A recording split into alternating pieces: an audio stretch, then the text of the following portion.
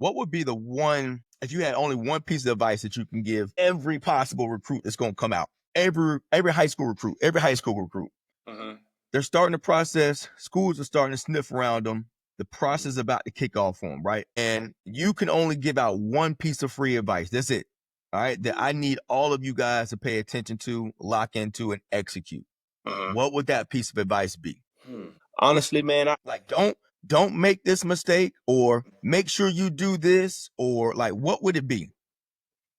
And I know I threw you under the fire, but it just popped into my head. I'm like, yo, they get so kids, and I'll talk while you think about it.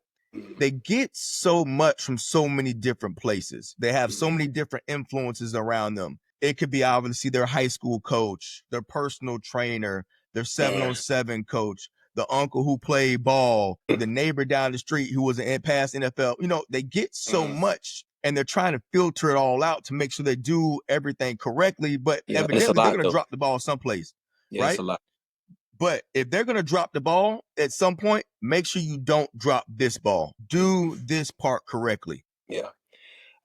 I would say the biggest advice, just from an athletic piece standpoint, all right? Okay. Don't logo chase.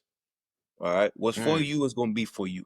You know, Okay. don't logo chase, because ultimately, you know, like I know, and especially being in your realm and what you've done in that South Florida area with just your camps that you used to host. And I saw when your camps come from the ground level, you really got it from the mud. You know what I mean? And it blew up.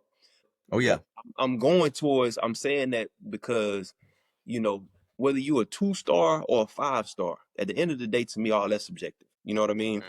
And what's going to be for you is going to be for you.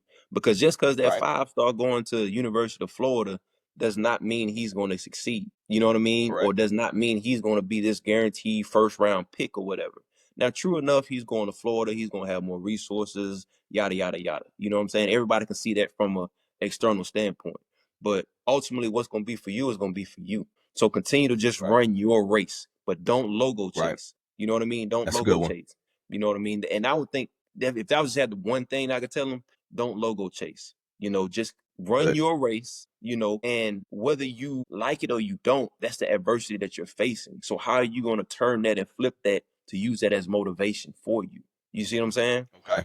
But that would be my what you call it. But then also too, don't let society make you think that education ain't important. You better this thing, you better use whatever sport that you're playing as a vessel for your education.